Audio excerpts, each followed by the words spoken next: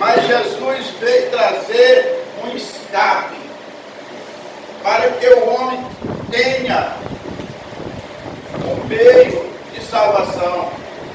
E esse meio chama-se Jesus de Nazaré, através da sua palavra, através do Evangelho. O objetivo de uma pregação, irmão, uma pregação da palavra de Deus, é conscientizar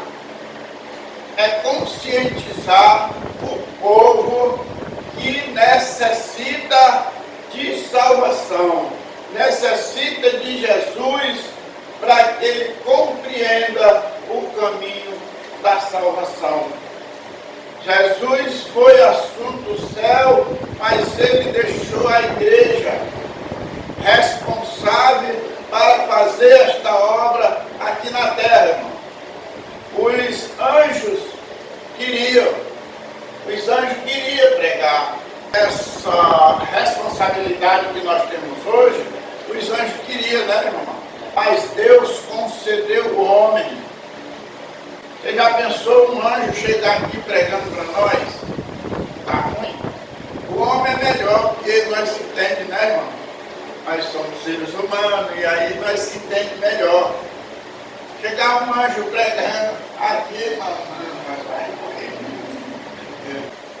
A pregação do Evangelho, irmão, o sentido dela, o significado dela, o propósito da pregação é conscientizar o pecador que ele precisa de Jesus. O objetivo de nós sair nas ruas deste bairro pregando a palavra de Deus não é outro. É conscientizar o povo que eles precisam, eles necessitam de Jesus. Eles necessitam da salvação. Toda pessoa, todo homem. A palavra de Deus não deixou nenhum de fora. Todos pecaram e destituídos estão da glória de Deus. Todo homem, todo ser humano precisa de Jesus para receber a salvação. Nesse sentido de pregação, nesse sentido de evangelização, que é o que Deus quer da igreja, Deus colocou a igreja nessa responsabilidade, nesse sentido de anunciar o Evangelho, de pregar a palavra de Deus, de fazer conhecido o pecador que ele necessita de Jesus, que ele necessita de salvação. Porque às vezes a gente pensa que está pregando o Evangelho e não está. Não está pregando. Às vezes a gente pensa que está adorando a Deus e não está. Não está. Está adorando é outra pessoa. Pregar o Evangelho, irmão. Anunciar a palavra de Deus, mas sai muito para isso, né? Preciso nós ter muito cuidado para não estar contando história no meio da rua, pensando que está pregando o Evangelho. Não é, irmão? Olha, a gente está aqui e aqui nós não estamos fazendo o que a gente quer. Eu me preparei para vir ministrar a escola bíblica dominical. Não, não é isso. Tem que pedir ajuda para o Espírito Santo, que ilumina, ele é que abre a mente da gente. Às vezes o irmão, com uma palavra, ele abre a mente e abre uma multidão, né? É necessário, irmão, nós temos muito cuidado quando estamos no culto da igreja, dizendo que estamos pregando o Evangelho. Às vezes nós estamos contando a história da nossa casa, da nossa família. Às vezes nós estamos contando história que não tem nada a ver. Não é, irmão? Pregação do Evangelho é outra coisa. Pregação do Evangelho, irmão, é fazer conhecido Jesus, discipulando os convertidos. Que é uma pessoa convertida. Eu já me converti. Então, a mesma coisa de eu dizer assim, eu já deixei o mundo de pecado. Eu agora estou seguindo a Jesus Cristo. Olha aqui o que diz aqui logo lá no início, ó. Discipulando os convertidos. Discipular. A igreja discipula um povo que já são crentes. Já aceitaram Jesus, né, irmão? A igreja discipula um grupo de jovens, um grupo de pessoas. Para quê? Para ensinar para aquele grupo sair na rua anunciando a palavra de Deus, sair na rua pregando o Evangelho, ganhando alma para Jesus. Esse é o objetivo da igreja, e o objetivo de Deus é que a igreja saia nas ruas pregando o Evangelho. O objetivo da igreja nessa terra, irmão, não é outro, como já foi falado aqui, é pregar o Evangelho, irmão. Muitas vezes a gente vai nas igrejas, em alguns lugares que se dizem evangélico cristão, mas quando chega lá, o que está na frente está contando história, não é? Aí não é evangelho. Evangelho é pregar Jesus, é fazer Jesus conhecido, é convidar as pessoas para servir a Jesus, que é o único Salvador. Aqui, hoje, domingo, é a escola bíblica dominical, é a maior escola que tem no mundo, porque aqui nós não aprendemos coisa da terra, aqui nós aprendemos coisa de Deus, coisa do céu. Aqui nós estamos aprendendo para ser imitador de Jesus, como o Paulo falou. O desejo de Deus, o desejo do Pai, é que nós aprenda as coisas de Jesus, para que nós possamos também repassar para os outros que não sabem.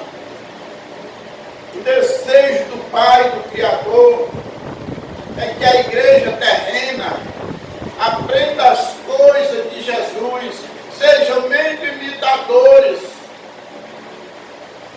para nós poder repassar o que nós aprendemos para outras pessoas que estão necessitadas. A gente, irmão, quando bota o pé do lado de fora da casa da gente, a gente já vê uma multidão de pessoas algemada, escravizada pelo pecado.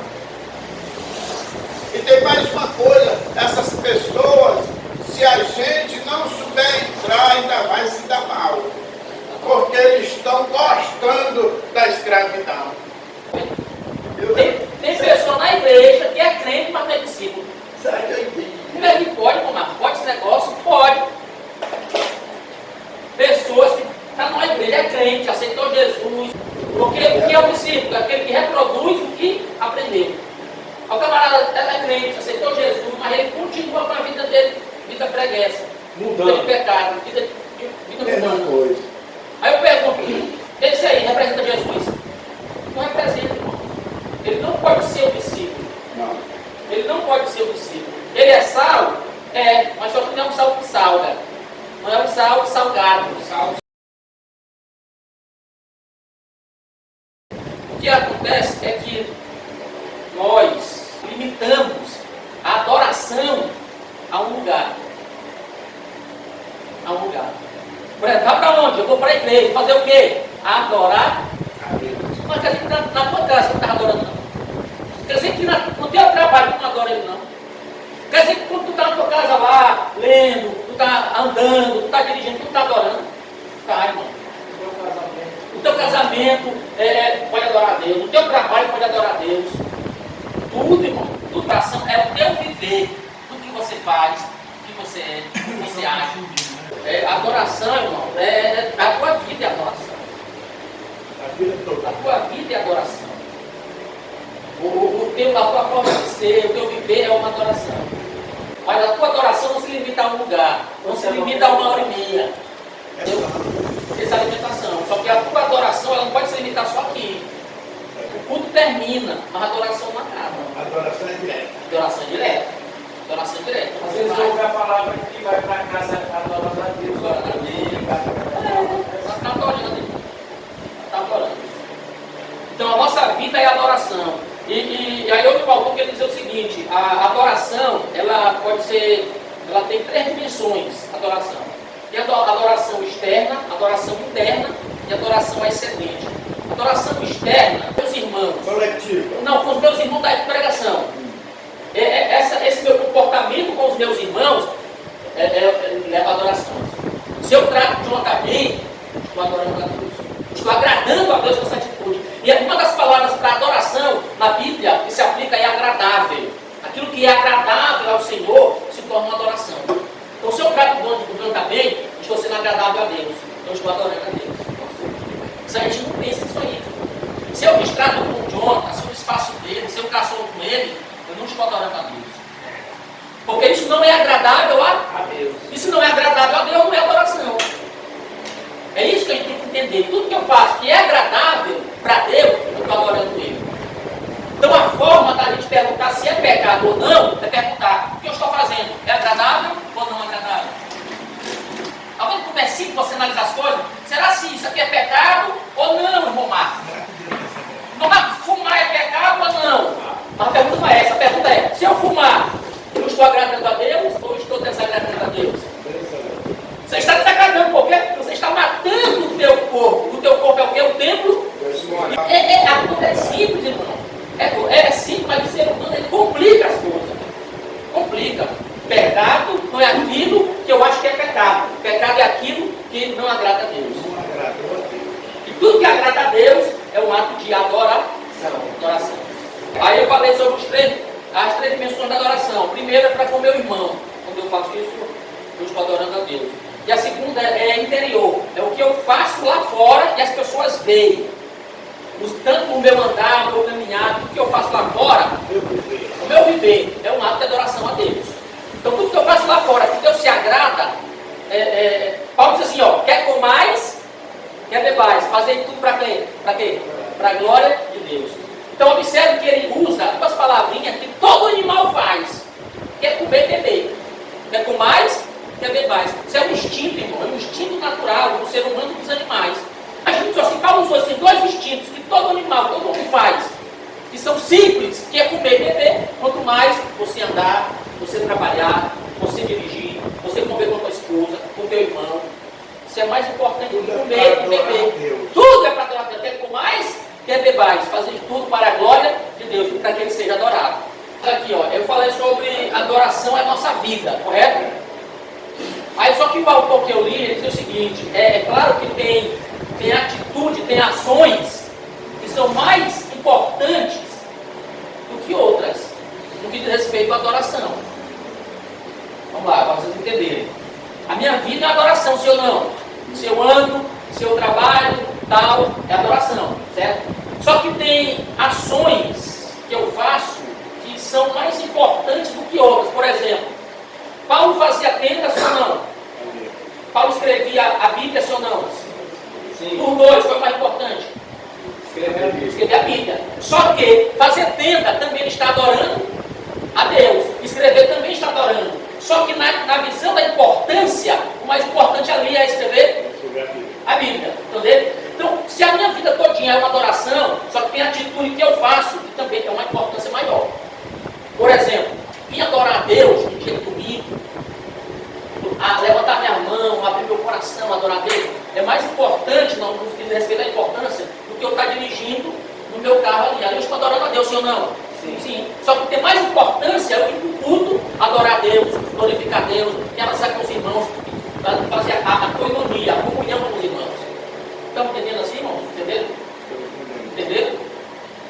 Por que eu falo isso? Porque às vezes nós podemos tirar muitas coisas, muitas ações que são mais importantes com pretextos de que a minha vida toda é uma adoração.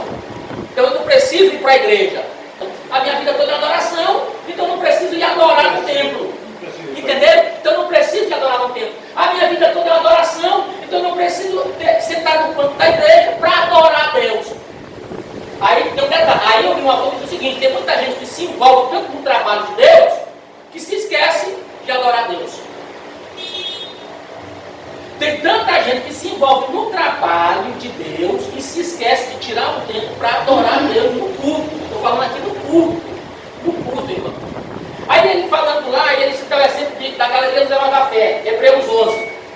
Ele fala lá, Hebreus 11, começa primeiro com quem? Com Abel.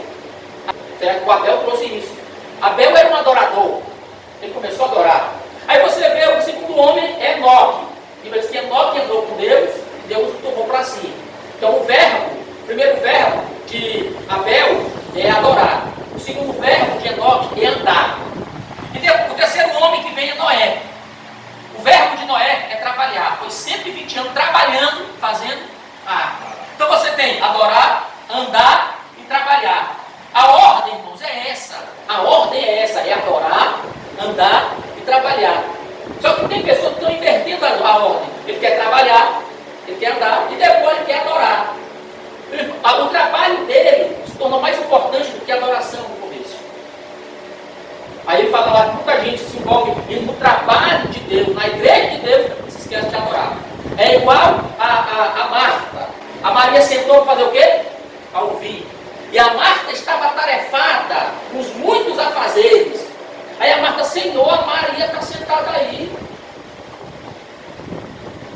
Não te importa que ela venha me ajudar? Não. Marta, tu está muito atarefada. Uma coisa só necessária. E ela escolheu a melhor parte. Ela está aqui adorando. Então eu não posso usar, irmãos, a minha vida cotidiana, ou as minhas atividades locais, ou eu ser um igrejeiro, que ele usa o termo lá, para eu tirar esse tempo para Deus, de adorar a Deus. Isso aqui é muito sério. Eu estava meditando sobre isso. E tem muita gente desgastada na igreja por causa disso. Porque a vida dele é trabalho, e não tinha um momento para adorar. Nós estamos envolvidos em uma atividade. É ensaio do vocal, é ensaio do coral, é reunião para isso, é reunião para aquilo, não sei o quê, mas não tira a hora para adorar. Ele se envolveu tanto com a obra que se esqueceu do Deus da obra. A igreja é uma comunidade edificadora. A igreja é uma comunidade proclamadora, adoradora e edificadora. Pronto, agora aqui para mostrar para vocês as 3 missões básicas da igreja. Primeira missão da igreja, adorar a Deus. Segunda missão da igreja, para com o mundo, proclamar. E a terceira missão, para consigo mesma, aí edificar. Então, resumindo, qual a missão da igreja? 3. Para com Deus, que é adorar. Para com o mundo, que é proclamar. Para consigo mesma, que é edificar. Para consigo mesma é para nós, os irmãos, edificar os irmãos. Então a minha missão aqui, irmãos, a tua missão aqui, como membro da igreja, é adorar a Deus, é proclamar o Evangelho. Quem é o Evangelho? Jesus. E provocar a edificação. É somar na edificação. Uma complementa a outra. Não existe uma sem a outra. É igual o elo da corrente. São 3 elos, estão unidos. Eu adoro, eu proclamo. Mas eu não vou com a cara daquela irmã. Aí já está fora. São 3. Tu tem que causar edificação. Eu gosto da irmã, eu gosto de ir para a igreja adorar, mas eu não gosto de proclamar. Aí está fora. Aí tu está cumprindo. Só 2. É o elo, irmão, são 3. Eu gosto de pregar a palavra, eu gosto de ir para a igreja e eu gosto de comunhão. Parabéns. Tá? Sabe o teu propósito. Você está cumprindo a tua missão. Como membro da igreja. Amém, irmão? Amém. A palavra de Deus é um negócio sério. Se você pegar Efésios 4:12, o Paulo vai dizer assim, a uns pôs Deus na igreja. Veja como é que ele começa o texto. A uns pôs Deus. Quem foi que colocou? Foi Deus. Deus colocou uns homens na igreja com finalidades. Então quem colocou o homem foi Deus. Tem pastor hoje que quer dizer assim, eu vou entregar a igreja. Mas peraí, não foi ele que se colocou na igreja. Foi quem colocou ele? Foi Deus. Então quem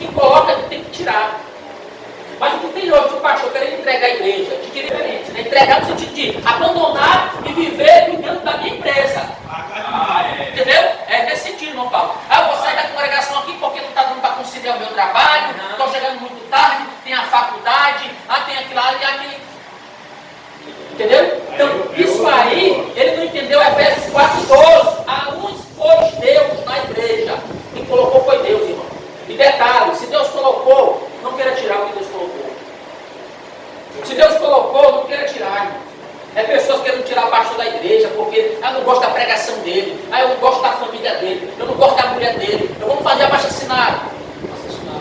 Quem colocou foi Deus. É verdade. A uns pôs Deus na igreja. Quem colocou foi ele. Então, se ele colocou, é de mentira. Quem colocou Saul no trono? Quem foi? Foi Deus. Deus colocou Saul. E quem tirou? Deus. Foi Deus. Davi sabia que quem havia colocado ele foi Deus. Por isso que alguém disse assim: Davi, levanta e mata Saul agora, porque Deus colocou ele na tua mão. Aí Davi disse: jamais eu tocaria com o ungido De Deus. Quem colocou foi Deus. Deus colocou, irmão. Deus colocou. Eu falei sobre Moisés, sobre os tipos de liderado, aqueles que são liderados. 3 tipos. Primeiro, é aquele que pensa que isso aqui é do homem. Aí eu citei lá a referência, que eles falam: Moisés, por acaso não tinha comida ou sepulcro lá no Egito para nos tirar de lá e nos trazer para cá? Na verdade, não foi Moisés que tirou. Quem tirou foi Deus. Se você pegar as referências posteriores a esse episódio, Moisés vai dizer: Deus nos tirou do Egito com o braço forte, mão estendida.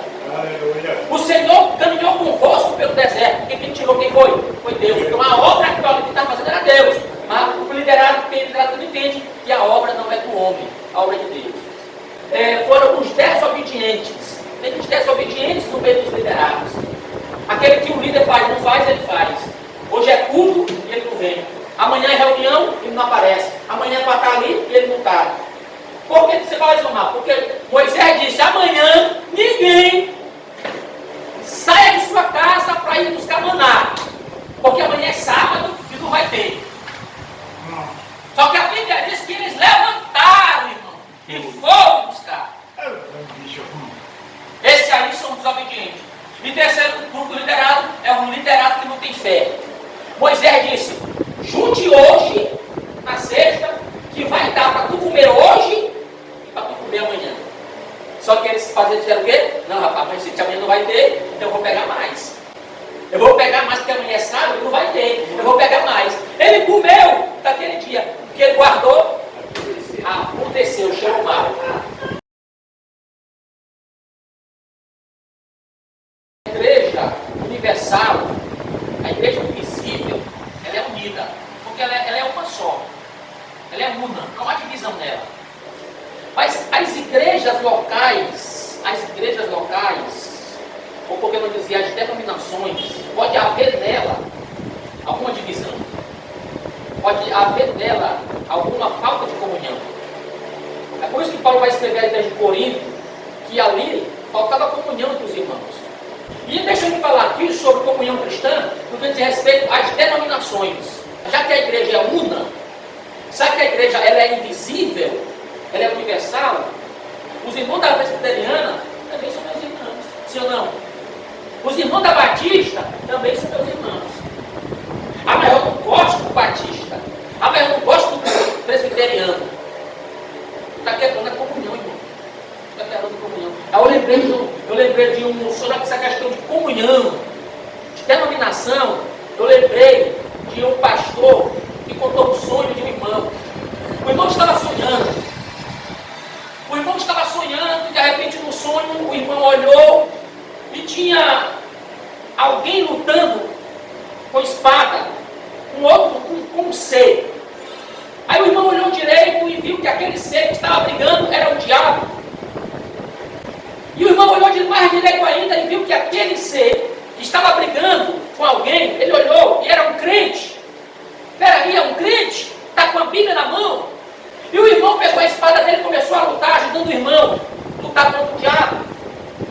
E quando ele estava lutando, ele estava: obrigado, irmão, você chegou para me ajudar. Tu é crente, irmão? Sou crente, olha a Bíblia aqui, obrigado, irmão, obrigado, lutando contra o diabo. E de repente o irmão pergunta: mas irmão, mas tu é de qual igreja? Aí ele diz: eu sou da Assembleia. Tu? Eu sou da Batista. Tu é de qual? Começaram a brigar entre eles. O diabo veio e furou os dois. Matou os dois, não sei. Tiraram o foco. Tiraram fora do inimigo. É assim que a gente está hoje. Estamos tirando o foco. O inimigo não é a congregação A ou a congregação B. O inimigo é o diabo. Está lá em Efésios 6. Ele falou aqui sobre a esfera social. A igreja, ela pode fazer ação social Ação social. Pode. Mas a missão primordial dela não é a ação social. É a palavra de Deus. A palavra é proclamar. Você tem dois eixos. O primeiro eixo, a igreja não foi chamada para focar só na ação social, foi chamada para pregar, certo? Só que o segundo eixo vai dizer o seguinte: pelo fato dela ser criada para proclamar, isso não proíbe ela de fazer ação social. Entendeu? Ação social não é para a igreja, ação social é para as ONGs, é para as instituições que cuidam disso aí. A igreja é para pregar o evangelho. Aí ele está errado. A igreja ela vai se preocupar não só com a parte imaterial, com a alma, mas também com a parte material, que é o corpo. Jesus, irmão, ele não só pregou sobre o reino, mas ele também ajudava os necessitados. Ele multiplicou pães, ele multiplicou peixes. Entendeu? Isso aí tudo fala da ação social de Jesus. Ele ajudava os pobres, ele ajudava os necessitados. Assim a igreja tem que fazer. Assim a igreja faz. Aí Tiago até fala assim: irmãos, para chegar um irmão perto de você. E aí o irmão, você vê que o irmão está sem roupa, o irmão está com fome. Aí tu chama ele, diz: irmão, vamos orar. Para Deus abrir a porta. Deus vai te dar comida e Deus vai te dar o alimento, a veste. Aí Tiago diz: irmão, mas se tu tem a comida, se tu tem a veste e não dá, que vantagem é essa? A tua fé é morta. Porque a obra, a fé sem as obras, essa ajuda aí é uma